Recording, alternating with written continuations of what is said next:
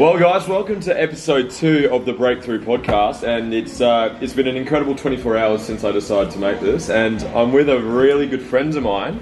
We go back a couple of years, don't we, mate? Yes, we do. We do. Keegan Hipgrave, NRL player, Titans, what position? Second row? Second row recently, yeah. Mate, look, tell everyone a little bit about Keegan, just a 60-second rundown. 60 seconds. Like you said, I play rugby league for the Gold Coast Titans. I started playing when I was a young kid and never really thought that I would, end up playing NRL. It was just something that was just one of those things that was a bit down the track, and I'm lucky enough to sort of move forward and, made my NRL debut for 2 years ago now. So yeah, How was that? It was sick. Yeah, it was really good. It was just one of those moments where you've been working so hard, and you just, when you finally get there, it's so sick. And we'll get to know a little bit about you in coming. But mate, what happened in the first game? What was the highlight?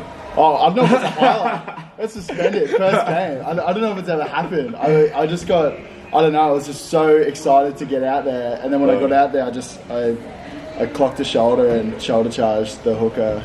Let's just call it nerves, eh? It was just nerves, yeah. But yeah, it was certainly something to remember. Mate, I love that. That's fucking good. But tell us a bit about how you got to where you are today, man. Like, go back as far as you choose. Well, I went to a really good school, Palmy, which obviously where we go way back. Under 12s grand final. Under 12s grand final, a couple stints, the rival clubs. Yes. Yeah, but no, I had a really good. Really good education football-wise at Palmy, PBC. We had a couple of really good coaches. Bags, Zimo, Sutho, Pato. We just had a really good bunch of crew. And they sort of shaped that way about, doing all those little things and the little extras. And that's probably the main thing that I took away, not just from like a footy standpoint, but just like everything, when it comes to saving, business, like lifestyle, getting to know people, like it's just, it was a massive thing for me. So that was probably a big standout was there. And then did a couple years at the Bronx in their junior development through their under 20s, and then came back to the coast probably about a year and a half, 2 years ago, and got to make my debut and been playing great ever since. It's cool, man. It's something that stood out for me, like knowing you since literally under 12s. I actually didn't know your name. I just knew the guy that said, "Watch out for the kid with the headgear." I still remember that. But it's just, I get told a lot that success is not a skill; it's a mindset. Because the amount of naturally talented players that you would have met over your years that are now just doing nothing with it is crazy. It's that mindset to actually, like you said, put in the extras. I remember back at PBC, you would always do like extras with Zimo in the morning or bags before fucking school started. I'd rock up with my bag thinking I'm getting there early at 7 a.m. Let alone you've been there since 5:30 doing boxing with Zimo in the gym. And doing, like, where does that come from? Because that's the shit that really fascinates me about it. It's weird. Like, you see so many players come through that have so much more talent than yourself, and they just drop away. I don't know if it's whether they just hanging out with the wrong crew, or they get into drinking, they get into drugs, they just get into that sort of I think it's that bad people you hang out with.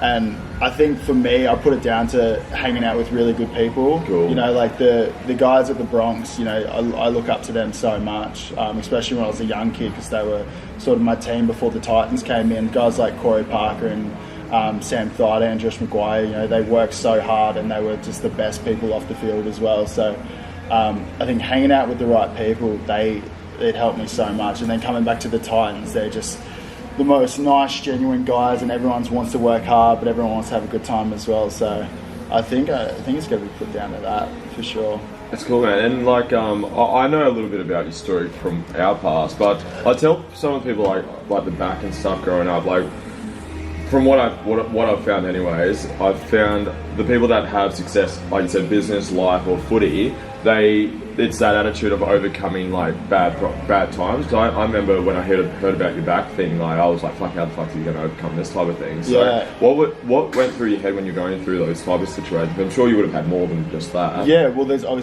you always get injuries. When I think it was under 12s, I got dumped on my head and had a little fracture in my the top of my spine, which was pretty minuscule. It was only like it was like a broken bone. It was Yeah. fine. And then again in year 10, stress fractures. A lot of cricketers get them, swimmers. It's pretty common.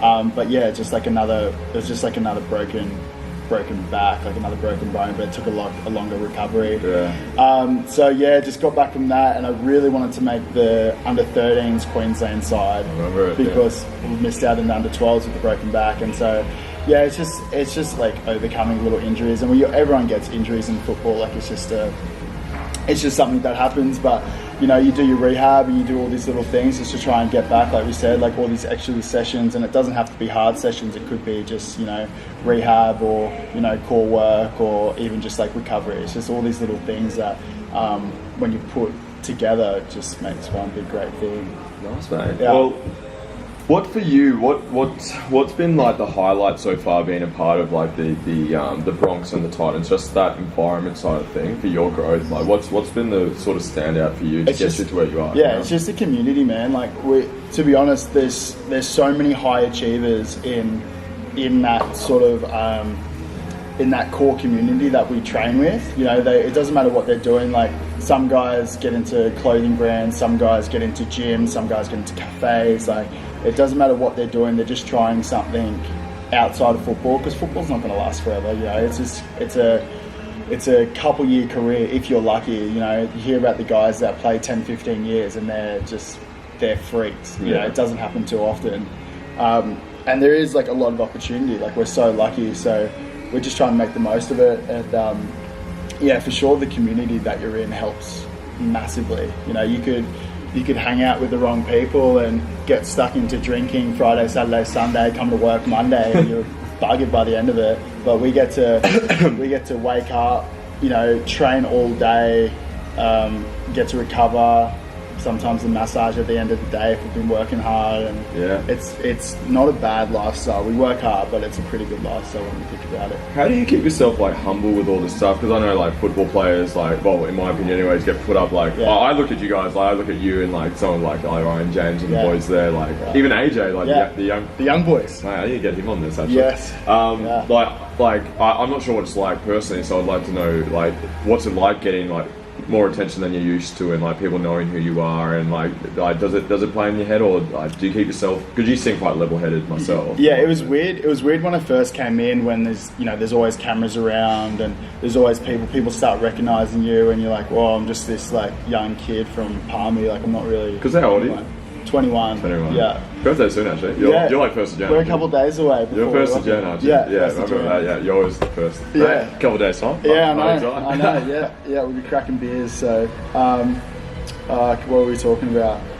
Yeah, sort of just how to keep yourself level-headed with all like the exposure, cameras and shit, interviews. Yeah. So I was pretty nervous first going into it, and then so we had like some media training, and it probably wasn't until this year where I was playing first grade in and out, when you'd be outside and someone would be like, oh hey man, like can we get a photo, or like you're that guy that got sent off twice, and you'd be like, oh, I don't know if that's what I want to be known for. Because you were 2 in a row, weren't you? I was 2 in a row, yeah. It was. Is that like a record? Is that it happened like 10 years ago. Okay, so the second person to do it? I think so, yeah, second or third.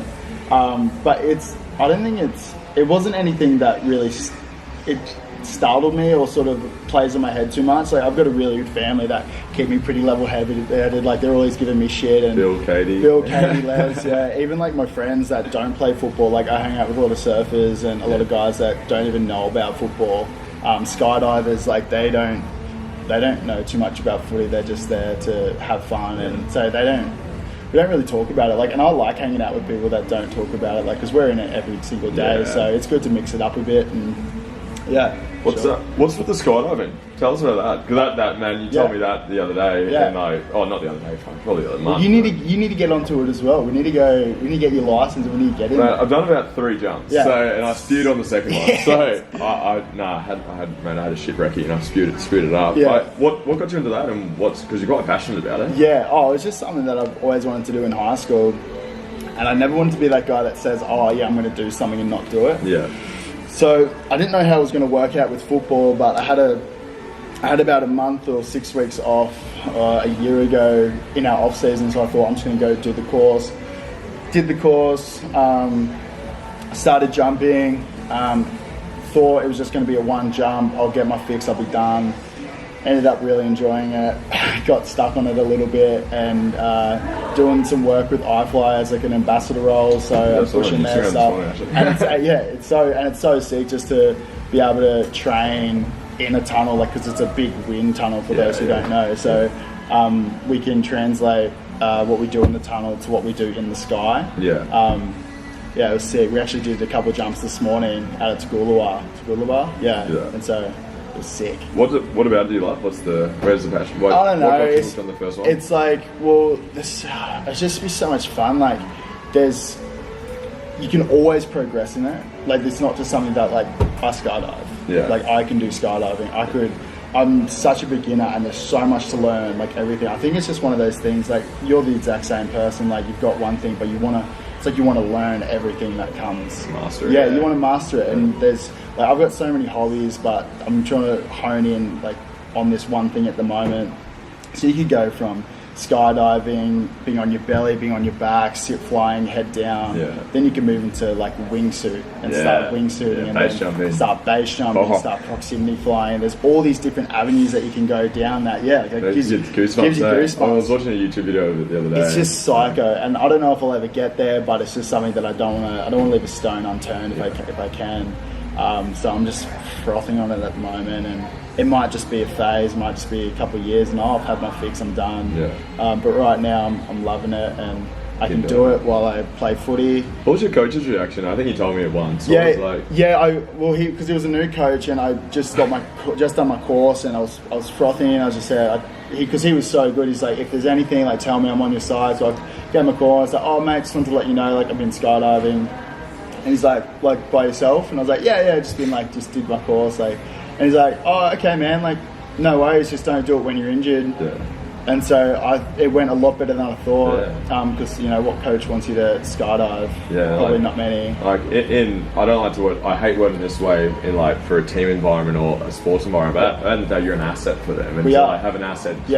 Fucking falling from the sky at that speed. Well, like. For me, football comes first. Like football's a priority, and it's going to be a priority for me for the next sort of 10 years if I can hold that for a career. Yeah. So if skydiving ever puts that in jeopardy, then it's just not going to happen. Easy decision then. Yeah. So it's an easy decision. So right now, football's a priority, and if I can fit a couple jumps in and get in the tunnel, have some fun, then that's a bonus on top of that. So it's not a dangerous sport when you can, I've heard some fucking stories, but anyways, mate, two more questions for you before I let you get out of this fucking hot room.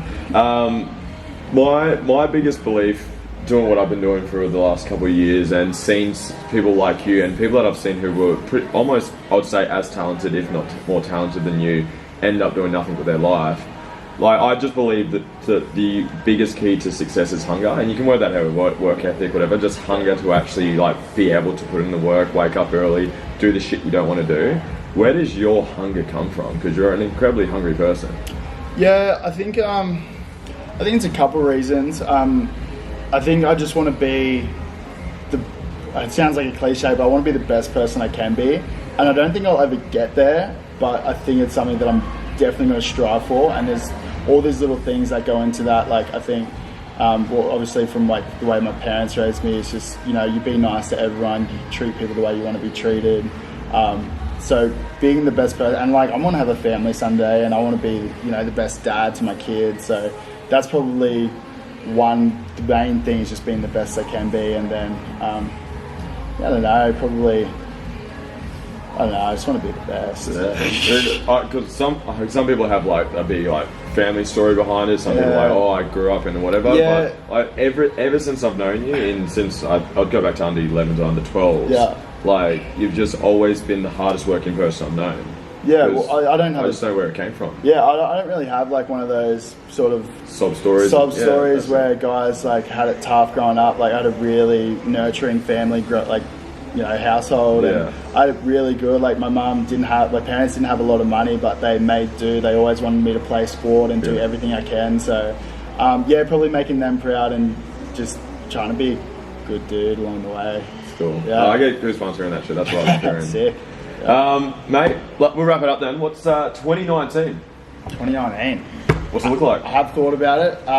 What's the big things you want out of it? Footy-wise, I want to be playing first grade for the whole year. Be consistent like last year. Origin on the cards or anything like that? Maybe, I'm not sure how. Maybe one day. That's the pinnacle. That's the top goal. I'm probably a couple of years away from that. I think I've got a lot of work to do. So just for next year, play consistent first grade. Planning on buying another house. I was just missed out on one, so hopefully early next year get another place. A couple of investment properties. Another property. I'll probably live in it for a little bit and then put it back up. Yeah. And yeah, they're probably my two main goals. Cool, man. Hang out with great blokes like you. Oh man, it's been a while. It's been a fucking while. Been a very long time. I think last time I got a coffee or something. I thought it was a matter of time before you started getting on the podcast. Yeah. Like, you're so good with all your social media. So I honestly, it's funny because I actually made this 6 months ago, and I posted. I just got the audio of one shitty video and put it up as audio as my first podcast on Shithouse. Yeah. But yeah, I just keep seeing everyone doing it, and I'm just like, fuck it. I see it as such a great opportunity to connect with people. Yeah. Like connect with, because obviously you're going to ask higher quality people to come in and have a chat, but. Just connect with people that I haven't seen in a long time, people that I've always wanted to meet, and I haven't actually had the opportunity to. We can sit down and chat for however long. Like, we could talk for hours. We could sit down. How long can this record for? Yeah, but it's so good to be able to do a one-on-one with people. Hey, and just ask like the questions that you probably wouldn't ask if you're just seeing them on the street. So. Well done. What's last one? I'll let you roll. What would you say, just in 60 seconds? Anyone, because obviously you're doing really well in the footy arena. For any young footy person like back in the day, what would you want someone to tell you when you first, like, say, go back to under 12s when you're sort of just getting into it? What would be the one piece of advice that you've taken over the last 10 years or so? Yeah. That's really like fucking stay with you. The one thing that stay with me is just do more than what others are doing. Yeah. You know, just like what you said earlier, those little extras. It doesn't have to be like another con session. You don't need to do fitness on fitness. You know, you can go home and have a stretch, recover, eat the right foods. Just do the things that other people aren't necessarily doing, and I can look back and say, oh yeah, you know, I'm doing more than this guy. Like, I deserve that spot in that team. So yeah, probably just doing those little things is massive, for sure. And man, that wraps up my whole opinion on you. It's like the show I said at the start. Sick. Mate, thank you so much. Thanks for tuning in, guys. I've got an outro, so I'll just click it onto it. So I've already recorded the outro. Sick. Mate, That was cool. that was literally it. That was sick.